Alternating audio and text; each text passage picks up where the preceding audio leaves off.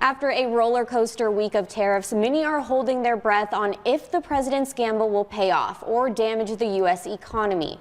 To get some perspective on what's in store for Arizonans, we're joined now by Professor Dale Rogers, who's the director of ASU's Economic Lab. Thank you so much for joining us. Nice to be with you.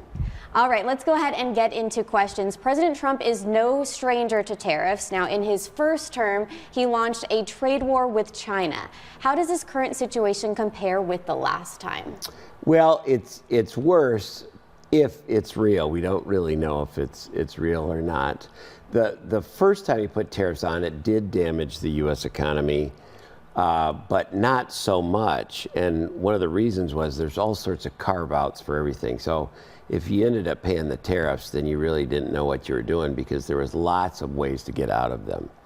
This time around, it seems like they're more broadly applied, and crazily, there also might be on Canada and Mexico, although they were on, then they were off, then they were on, then they're off. So we don't know really where it is. But tariffs always damage the economy, always. All right, and Mexico, Canada, and China are our biggest trading partners. Now, please explain how soon Arizonans could see a change in prices. Quickly. So in Arizona, our biggest trading partner is Mexico. It makes sense. It's just across the border. And yeah, I was just down in Mexico City, and I spoke there yesterday.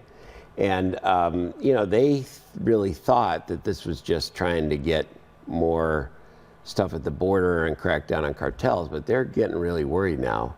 And they're also going to be punitive against the U.S. So we're going to see, we'll see prices go up if the tariffs are real very quickly. Probably within a month, you'll start seeing higher prices. Gotcha, Dale. It's not just consumers that are affected by tariffs. How will small businesses in Arizona see an impact? Well, that's where it's probably going to be the worst. Large businesses, like, I got a feeling that the administration will take care of the automobile companies because, stuff goes across the border several times. Sometimes, we make all of the big gas guzzler cars in Canada. And so parts kind of go back and forth a lot. And I kind of think the administration doesn't want to completely put our car industry into the grave, but small businesses don't have that power, and it's going to be much harder for them. Okay, so we talked a lot about the downsides. What are the potential upsides for the U.S. in this trade war? None. There's none. There's no upside.